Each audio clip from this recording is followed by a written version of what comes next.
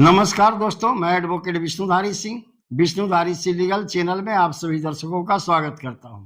दोस्तों, आज हमारे वीडियो बनाने का टॉपिक है कि अगर 100 साल भी आप दूसरे के संपत्ति पर बलपूर्वक या अवैध कब्जा रखते हैं, फिर भी आप उस संपत्ति के मालिक नहीं बन सकते। सुप्रीम कोर्ट का लेटेस्ट जजमेंट है दोस्तों, जैसा कि आप जानते हैं, कब्जा जनरली दो तरह के होते हैं, एक वैध कब्जा, एक अवैध कब्जा।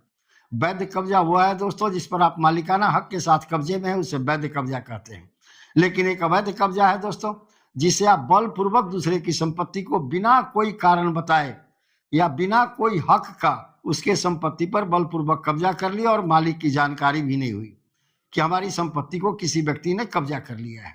दोस्तों, जैसा कि हम पहले भी वीडियो बनाकर आपको सूचित कर चुके हैं, आपको बता चुके हैं कि एडवर्स पोजीशन भी एक चीज है कानून के अंदर में। एडवर्स पोजीशन का मतलब होता है प्रतिकूल कब्जा।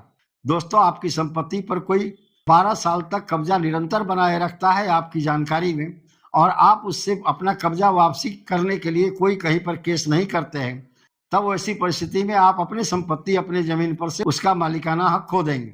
दोस्तों, इस तरह का प्रावधान इंडियन लिमिटेशन एक्ट के सेक्शन 27 में किया गया है। लेकिन दोस्तों, एक निश्चित अवधि क्या है, जिसे मैंने कहा 12 साल, ये 12 साल के बारे में आर्टिकल 65 उसी इंडियन लिमिटेशन एक्ट के अंदर में दिया गया है कि अगर 12 साल तक कोई कब्जा किए रहा और इस बीच में आपने कहीं भी अपने कब्जा वापसी का कोई केस नहीं किया, तब वो कब्जाधारी उस संपत्ति का मालिक बन जाएगा। लेकिन दोस्तों, आज के वीडियो का टॉपिक क्या है कि अगर अवैध कब्जाधारी 12 साल क्या 100 साल तक उस पर कब्जा किए रहे, फिर भी उस संपत्ति का मालिक नहीं बन सकता है। दोस्तों, आइए देखते हैं, इस पर हम 2 लैंडमार्क जजमेंट आपके समक्ष प्रस्तुत करेंगे। तो आइए दोस्तों, सबसे पहले देखते हैं ऑनरेबल सुप्रीम कोर्ट का इस मुद्दे पर क्या कहना है। दोस्तों, ऑनरेबल सुप्रीम कोर्ट का एक सबसे इंपॉर्टेंट और लैंडमार्क केस है नीलम गुप्ता वर्सेज राजेंद्र गुप्ता। 15 अक्टूबर 2024 को इसका फैसला हुआ था। इसका साइटेशन नंबर है दोस्तों 2024 SC यानी सुप्रीम कोर्ट 5374। इस केस का हम सबसे पहले फैक्ट पर चर्चा करेंगे दोस्तों, और फैक्ट के बाद जजमेंट क्या ऑनरेबल सुप्रीम कोर्ट ने दिया उस पर चर्चा करेंगे।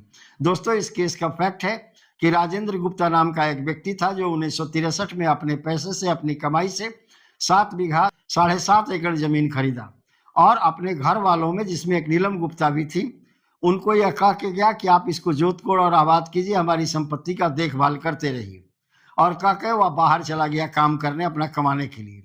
दोस्तों, समय बीतता गया, साल दर साल में नीलम गुप्ता उनको फसल जो भी होता था उनके खेत में, उसका जो उचित मन्नी या उसका जो उचित होता था वो राजेंद्र गुप्ता को देती रही। लेकिन सन 1983 से देना बंद कर दी, क्योंकि नीलम गुप्ता इसके पहले उसी जमीन का अपने नाम पर म्यूटेशन करा चुकी थी। अपने नाम पर म्यूटेशन हो जाने के बाद नीलम गुप्ता राजेंद्र गुप्ता को उसका उपज देना बंद कर दिया 1983 में। तब राजेंद्र गुप्ता जो है 1986 के दिसंबर महीने में नीलम गुप्ता पर केस किया कि हमारी संपत्ति का कब्जा वापसी कर दिया जाए, क्योंकि मैंने आपको केयर टेकर के रूप में इस संपत्ति पर रखा था। दोस्तों, मामला ट्रायल कोर्ट में पहुंचा। ट्रायल कोर्ट में नीलम गुप्ता ने एक एप्लीकेशन लगाया order 7 rule 11 sub clause D के अंदर में, जिसके अंदर में कहा जाता है दोस्तों कि अगर आपका सूट जो है, आपका मुकदमा जो है, समय सीमा के बाहर दाखिल किया गया है, वो तो खारिज कर दिया जाएगा। दोस्तों, जैसा कि हम अभी पहले बता चुके हैं कि एडवर्स पोजीशन 12 साल का होता है, तो 12 साल के समय सीमा के बाद अगर आपने मुकदमा किया, वैसे मुकदमे को एडवर्स पोजीशन के आधार पर खारिज कर दिया जाएगा।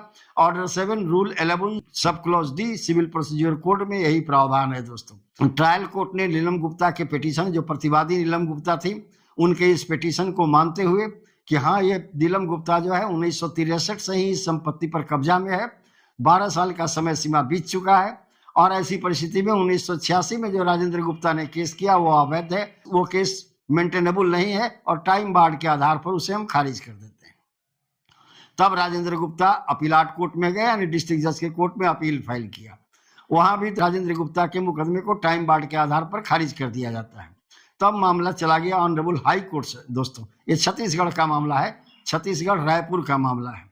दोस्तों, ऑनरेबल हाई कोर्ट ने ट्रायल कोर्ट के फैसले को पलटते हुए कहा कि नहीं, ये एडवर्स पोजीशन का मामला नहीं बन सकता, चूंकि 1983 से चावल दाल देना या अनाज देना बंद किया, फसल देना बंद किया, और 86 में केस हुआ है। ऐसी परिस्थिति में यह मुकदमा टाइम बार्ड नहीं है।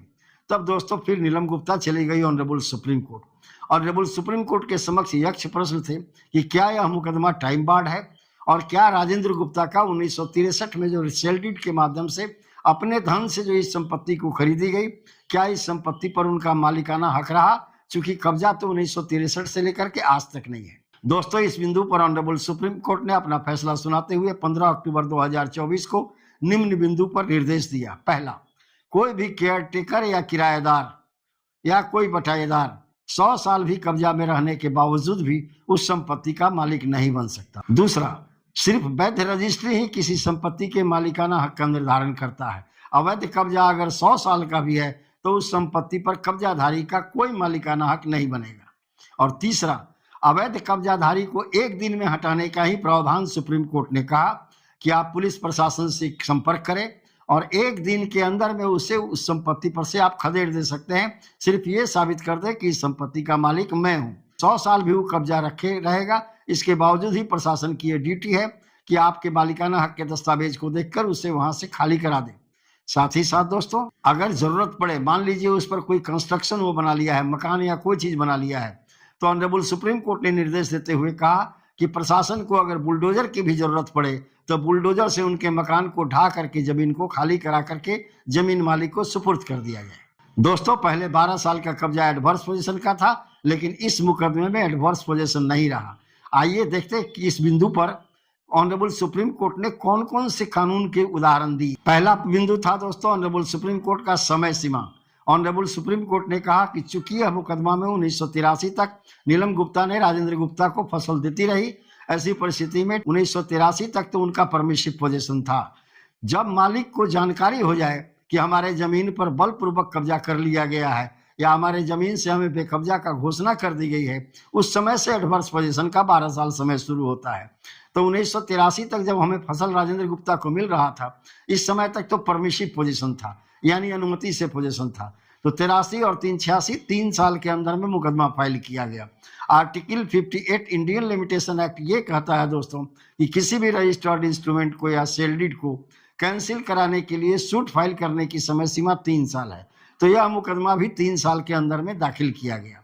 ऐसी परिस्थिति में 12 साल का जो नीलम गुप्ता का दावा था एडवर्स पोजीशन का, उसे उच्चतम न्यायालय ने खारिज कर दिया। उच्चतम न्यायालय में एक दूसरे कानूनी बिंदु पर अपना फैसला सुनाते हुए कहा, सिर्फ कब्जा ही नहीं होना चाहिए, कब्जा के साथ साथ मालिक को सूचना होनी चाहिए कि आप आज के डेट से इस जमीन पर बेकब्जा माने गए, यानी मैंने इस जमीन पर कब्जा कर लिया।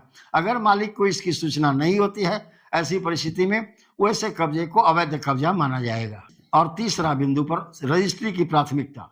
ऑनरेबल सुप्रीम कोर्ट ने कहा कि अगर कोई रजिस्ट्री वैध है तो उसकी प्राथमिकता दी जानी चाहिए। परमिसिव पोजीशन के आधार पर अनुमति से कोई कब्जे में है, उसके आधार पर एडवर्स पोजीशन नहीं लागू किया जाना चाहिए। यानी जो व्यक्ति के पास वैलिड रजिस्ट्री है, उस बने सही रजिस्ट्री है, सही व्यक्ति से उसने जमीन खरीदा है, उसके पक्ष में मुकदमा का फैसला होना चाहिए। इस तरह से ऑनरेबल सुप्रीम कोर्ट ने राजेंद्र गुप्ता के पक्ष में फैसला देते हुए नीलम गुप्ता का जो अपील फाइल था उसे डिसमिस कर दिया। तो दोस्तों, आज के वीडियो का टॉपिक भी यही था कि अवैध कब्जाधारी 100 साल तक अगर आपकी संपत्ति पर कब्जा करके रहे बिना आपकी जानकारी में, वैसी परिस्थिति में वह कब्जाधारी कभी भी उस संपत्ति का मालिक नहीं बन सकता। तो धन्यवाद दोस्तों, यहीं पर मेरा यह वीडियो संपन्न हुआ।